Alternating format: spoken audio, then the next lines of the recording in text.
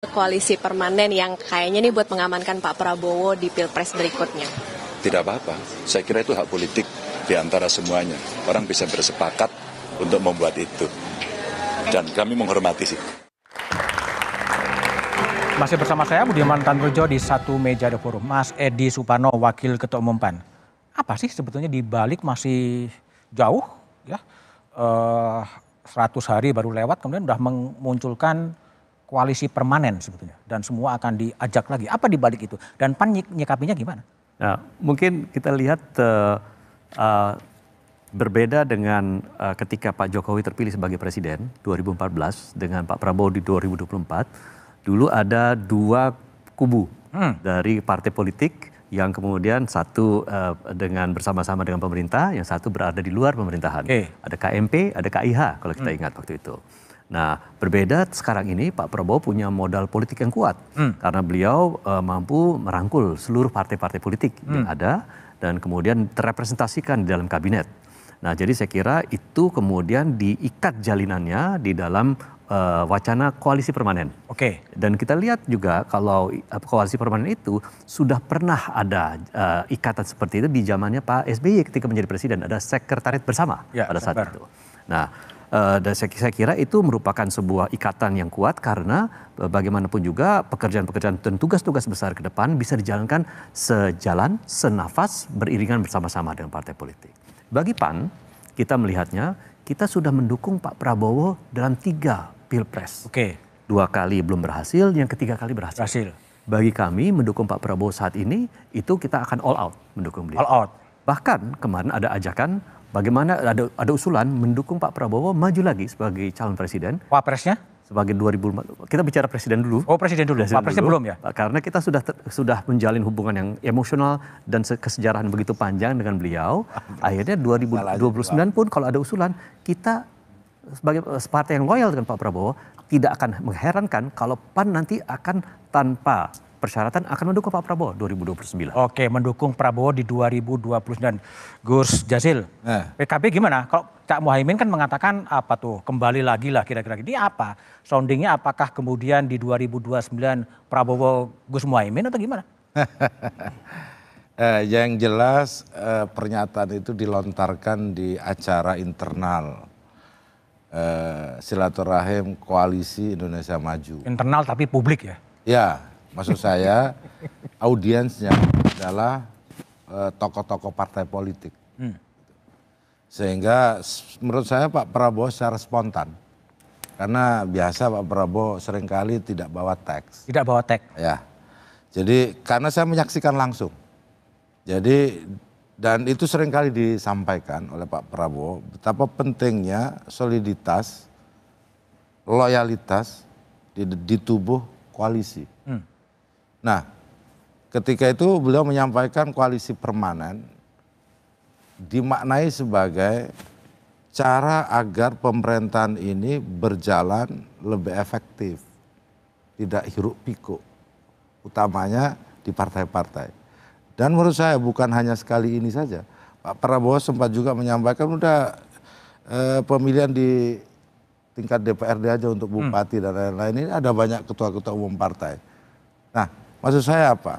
Koalisi permanen bagi kami PKB bukan hanya sekedar spontanitas dan omong-omong, menurut saya ini sesuatu yang penting untuk diwujudkan dalam kerangka mempercepat kesejahteraan. Diwujudkan, tapi dulu kan pengalaman PKB kan dirada di luar juga kan, terus masuk gitu. Ya, justru di situ pentingnya. PKB selalu di dalam koalisi dan di situ jangan sampai ada pengalaman menjadi kerikil di dalam sepatu. Ini ada juga gejala gitu ya? Dulu, sekarang enggak? Ini belum saya lihat. Oh, belum saya lihat. Makanya apa yang disampaikan oleh Pak Prabowo bisa juga menjadi test the water. Oh, test the water. Partai-partai yang ada di barisan koalisinya. Test the water itu gimana, Mas? Ya kan ini disebut koalisi permanen. Oke.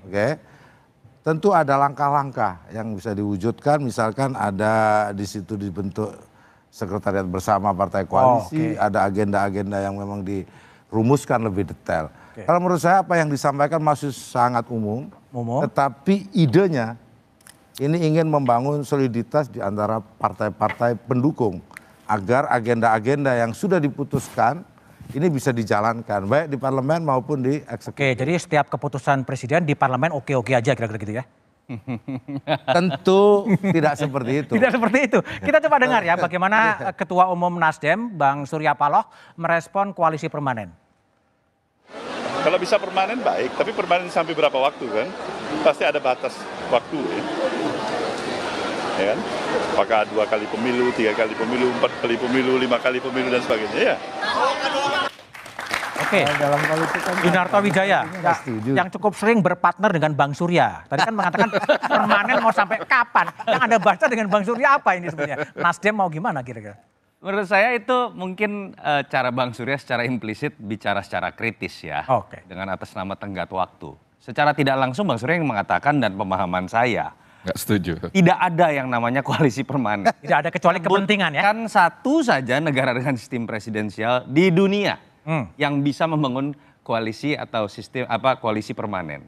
Yang kedua, kita bisa bantah kok kalau dianggap pernah ada Setgap dulu namanya, zaman Pak SBY jilid 2. Saya ingat sekali bahkan hafal angkanya, kekuatan parlemennya 75,34%. Faktanya apa? Ketika terjadi hak angket mafia pajak, Golkar dan PKS, partai yang ada di dalamnya, itu ikut kemudian mengusung hak angket. Pada saat terjadi senturi, kedua partai itu juga kemudian mengusung hak angket tersebut. Jadi baik secara empiris ataupun secara konseptual, fakta ini nggak ada. Yang kedua, Mas Budiman, kok seperti Pak Prabowo nggak pede dengan dirinya sendiri? Pertanyaan saya, apa sih yang kemudian membedakan ketika nanti sudah ditambahkan embel-embel permanen dengan tidak? Artinya Pak Prabowo seakan-akan dengan 80% lebih kekuatan koalisi yang sudah dibangun, masih nggak pede. Nah ini yang bisa menjelaskan teman-teman yang ada dalam barisan koalisi, Pak Prabowo kurang apa? Menguasai 80% lebih parlemen. Menang lawan 2 pasang calon dengan 58%, jauh mengalahkan performa dari yang namanya Jokowi saat melawan Prabowo. Yang ketiga, kalau bicara PDI Perjuangan pun sampai detik ini belum pernah memposisikan dirinya sebagai oposan. Bahkan ada yang mengatakan, saya tidak mengatakan kesimpulan yang salah, PDI ketika bicara di legislatif mendapatkan jatah AKD menunjukkan bahwa ada koalisi juga secara terbatas. Lalu apa yang mau dibuat permanen? Yang bisa membuat ini kemudian menjadi koalisi yang solid adalah kalau Pak Prabowo kerja saja. Jadi partai yang mau membalelo, partai yang mau main 2 kaki, partai yang kemudian menusuk dari dalam, itu akan dilawan oleh rakyat dengan sendirinya. Malah kita curiga.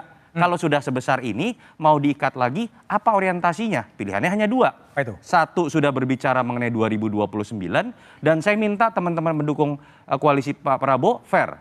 Kalau tidak mau dikritik dalam kerja 100 hari, teman-teman juga tidak boleh berbicara mengenai 2029 ketika baru 100 hari. Yang kedua, jangan-jangan ini berbicara mengenai mempermanenkan lagi, sehingga kemudian ketika mengambil keputusan apapun, tidak ada sebuah proses check and balances yang ada di DPR. Padahal silakan baca di Undang-Undang MD3, hak yang dilindungi itu bukan hak fraksi tapi hak anggota terhadap konstituen. Jadi tujuannya kira-kira memang DPR juga menjadi stempel ya? Ya, kita hanya bisa melihat 2 kemungkinan hal tersebut. Yang sekarang sudah mulai terlihat, sudah ada mulai berbicara mengenai Pak Prabowo 2029.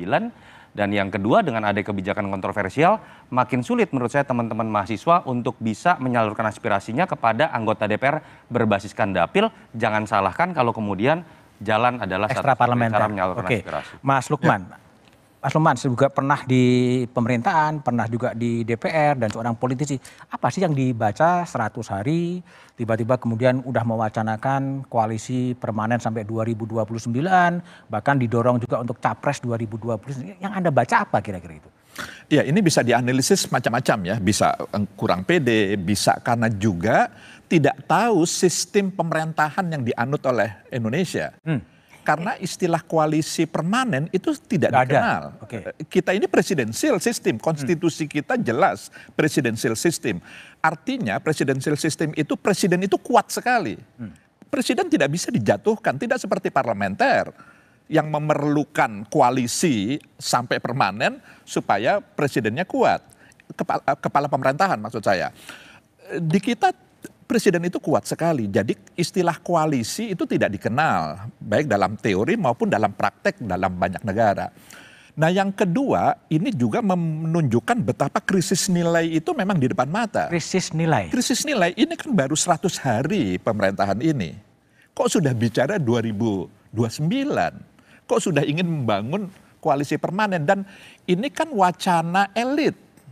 Ini kan koalisi permanen itu kan wacana penguasa. Kan rakyat lalu kemudian menilai, oh kok begitu ya para penyelenggara negara ini. Kan mestinya, apalagi baru 100 hari, orientasinya harus ke rakyat. Program-program apa yang bisa menjawab persoalan-persoalan real masyarakat kita.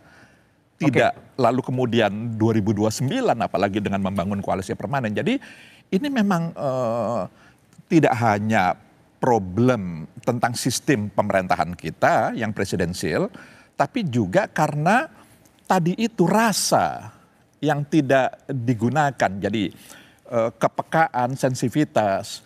Misalnya contoh tagar kabur aja dulu itu. Itu kan direspon oleh sebagian pejabat kita dengan sedemikian rupa yang sangat menyakitkan kan. Dicap tidak nasionalis, dicap lalu kemudian kalau perlu jangan balik lagi misalnya begitu. Jadi memang ada problem nilai, ada problem kepekaan, penggunaan rasa. Jadi saya pikir ini harus menjadi evaluasi kita bersama gitu. Baik, Prof. Sulis. Prof. Sulis kalau lihat tadi Mas Lukman mengatakan ada krisis nilai, ada juga mungkin kalau PD seharusnya tetap PD ya, 80%. Apa yang Anda baca? Apakah memang karena putusan MK itu kemudian Presiden seharusnya menjadi nol gitu? Memunculkan calon-calon alternatif atau gimana? Ya, terima kasih. Sebelumnya koalisi permanen itu yang dikatakan agar tidak gonjang-ganjing demi kesejahteraan rakyat dan lain-lain itu adalah contoh yang sangat nyata bagaimana kesadaran palsu itu disebarkan ke masyarakat sementara the ruling elite sibuk sendiri dengan membuat program-programnya yang apakah program-program itu cocok dengan warga masyarakat. Misalnya bicara saja soal keadilan.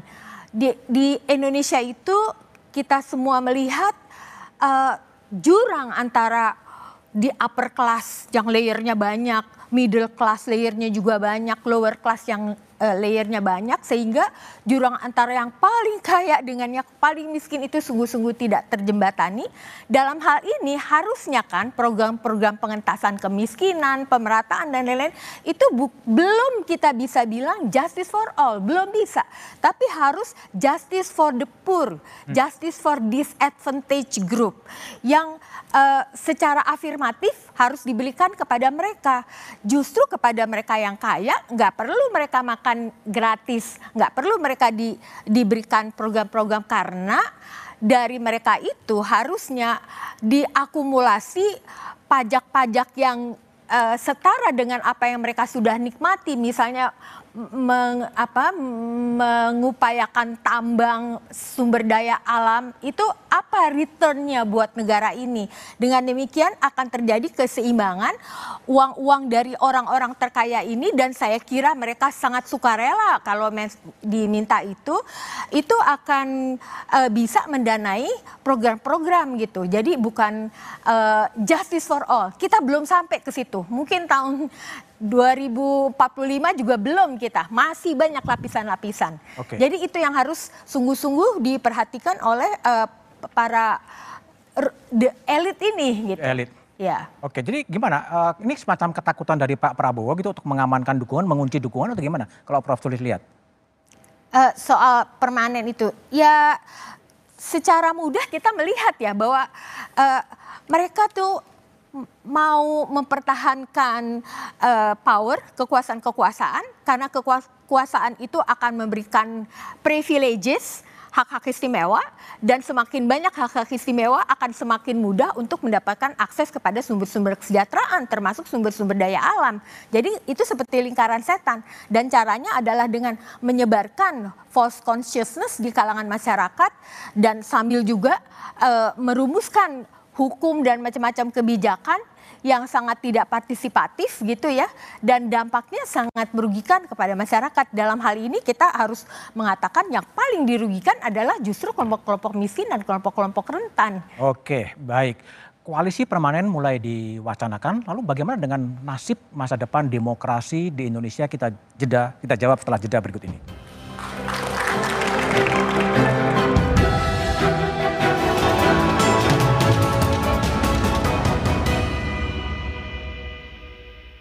Rasa Juara.